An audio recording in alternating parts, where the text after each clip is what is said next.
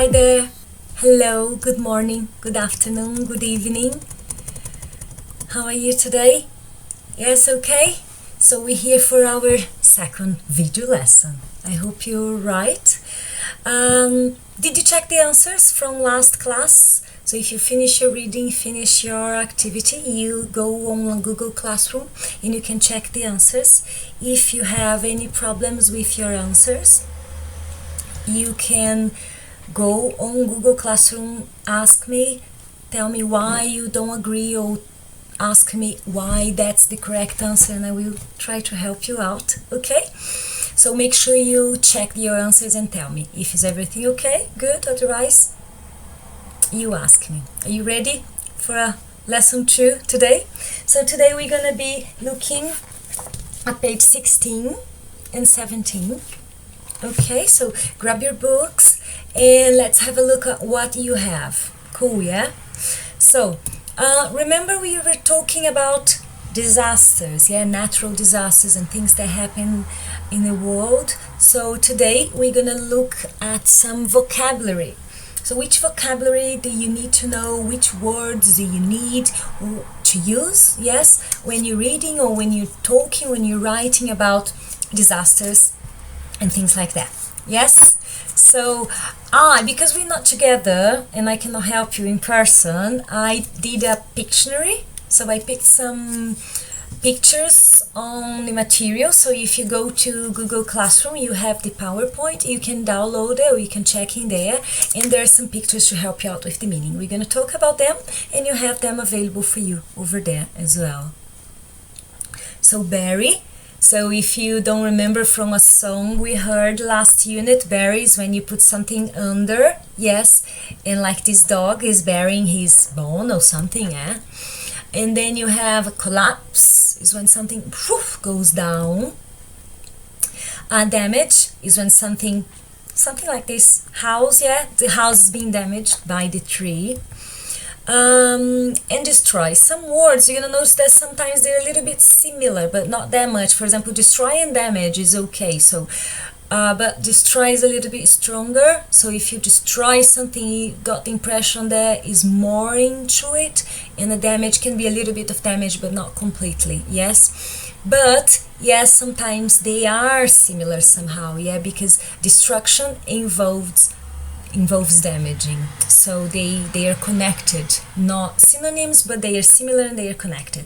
Escape is when you are able to escape from a tricky situation, similar meaning to Portuguese, yes. And if you're rescued by somebody, means that you have escaped, so they are also connected. Shake is what you feel when you have an earthquake, yeah, and then this shaking thing an earthquake can cause. And if you escaped and if you're rescued by someone, you survive. Yes, you will survive. You have survived.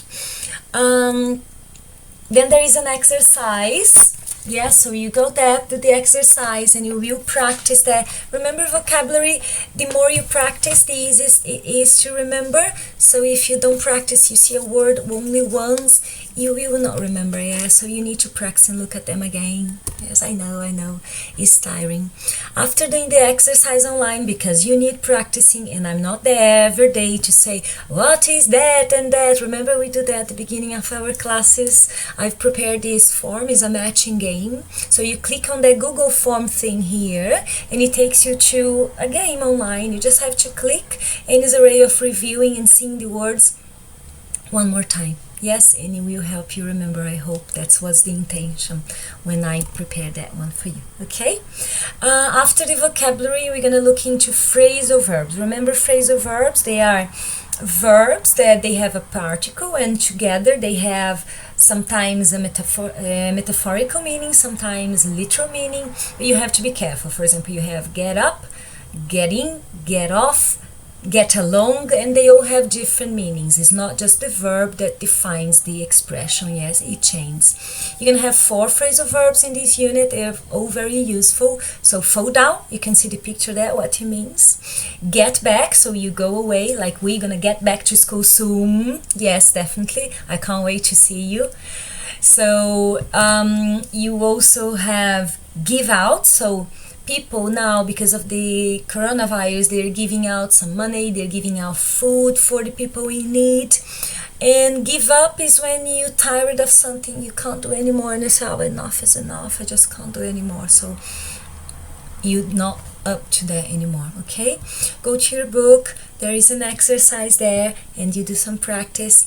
There is no extra practice in that one, but what you can do is you can think about a sentence, a different sentence. Try to make a sentence in your mind with each one of these phrasal verbs that will help you to, one, practice, and two, understand the meaning properly. Because if you're capable of making a different sentence with this, means that you understood the meaning and you're creating something with that, so you're more likely to remember.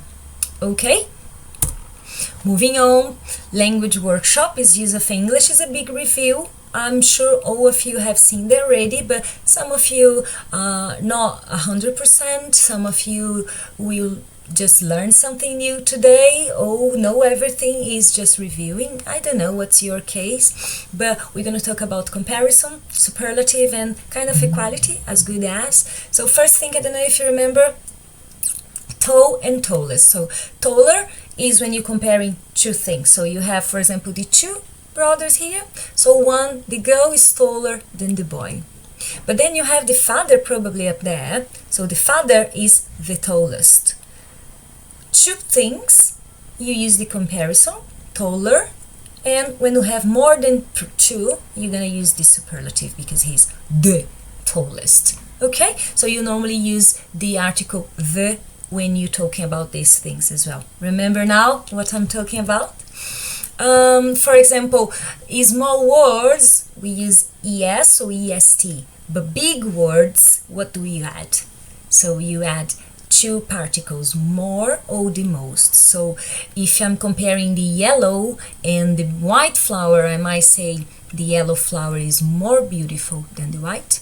But if I'm comparing this purple flower here, is a sweet one, I might say that the purple is the most beautiful flower out of them. Okay, you might have a different opinion. Okay, tell in your mind what you think is the nicest, the most beautiful.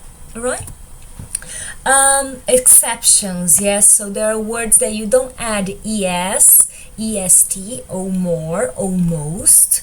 Some of these words are good, you say better, or best. My best friend is my dog, yes. And bad, this is another example of an exception. You don't say better, and you don't say baddest. You say worse or worst. For example, you have a really bad day and oh, this is the worst day of my life. A terrible thing. Yes, no, it's not. It's a good day for you today, I'm sure. Far, when something is really far, you're gonna say that's the farther than here, and that's the farthest I've ever been. Okay, so these three exceptions, there are more, but the book brings three for now. If you know more, okay. If not, we're gonna learn some more on another day. If you need more help, there is this video that talks about these things, so you have a look at the video, ask me some questions if you need, and we can discuss more if necessary. Now have a look at these two pictures here. I know my smile is the prettiest, and I am smarter than you. Think about which one is the superlative, which one is the comparative. Okay? And there is this exercise here on your PowerPoint. You can click and it's going to take you some more online exercise if you feel you still need some practice, and double check you have time and go there, do some more practice and let me know if you have any questions. I will happily answer. Now, not better or worse, as good as. So you're not saying that one is more than the other, we're just saying that they're equal. So you say as good as, okay? And then you have some examples there, more explanation for you. So you have few sentences on your material that are going to give you more explanation about, but you just say, oh, my father is as nice as my mother, coffee is as tasty as tea, dogs are as lovely as cat. So they're equal. Sometimes you can say that something is not as beautiful as that, I don't know, let's say you have these two toys here, so this toy is not as shiny as this one. You meaning that this is shinier than that one. That's an example when you one is still better than the other. You use the negative, okay? The pug is as cute as the French bulldog. I love pugs and French bulldogs. They're super cute. Practice on page 17 on your book. Yeah, do the online after that, yes, because this is more important because it's on your book, I think. All together, the comparison, the as good as, and the superlatives, you have a quiz here. You click join my quiz and you put this number, and then it's going to take you to a quiz where you can put your name and I can see your results after, okay? Go there, have a look, do the book first, yes, prioritize your book. After that, we're going to look into some sequence words. So if you're writing or if you're doing a practice of writing and you're telling many things that happen, you need to use some words. So you make sure the reader will understand what happened first, okay? I put a little story for you on the PowerPoint, and there are some words there like first, then, after, next, after that. So these words are conjunctions of sequence, and they tell you what happened first and helps you to organize your ideas. Yes, they're not difficult, they're simple. I put an example there. So what is the meaning of each one of them if you're not sure? But I believe you are good with that and it will be easy. However, don't be afraid. There is an exercise here for you for some practice, and if you need help, ask me and I will help you clarify any other problems you're having. Last but not least, super important, prepositions of time. Okay, the book brings them all together and shows one exercise for both, so I thought here was better to do it separately. I gave you one exercise just with conjunction before, and now we're going to be looking into the preposition of time. I give you there. I know you know some of them, if not all, but it's always good to revise. Prepositions can be tricky. We use it wrong sometimes, so it's good to look at them again. So remember, in is the general. Most of them we're going to use in. So in a year is a big year, yeah? Season, century, in January for months. So big space in. And then it gets more specific on. So think about a month in January, but think about days, okay? On Wednesday. So it gets smaller. And at is even more specific. At 5 o'clock. In January, on Wednesday, at 2. Okay, so it gets more specific. And then you have some examples for you in there. And woohoo! Kahoot! Finally, Jackie, something good in this lesson. So you do have a Kahoot, nice name. So I'm gonna see your results, yeah? And let's see who gets better mark. I give you a sweet when you're back. If you win the Kahoot, you tell me and remind me. I might forget, okay? Exercise on page 17 works with both the conjunctions and the prepositions. So have a look, try the other ones first, have a look at these after, see how it works all together, yes? Yeah, I got like half an hour of working for you. Thank you for watching. Go to page 16, 17, do your work, and 5 stars for you today if you do it all. I'm super happy. You're gonna learn. Everybody's gonna be super happy. And do your Kahoot. I give a sweet after. Take care. Keep safe. And I see you next class. Okay? Take care. Bye bye.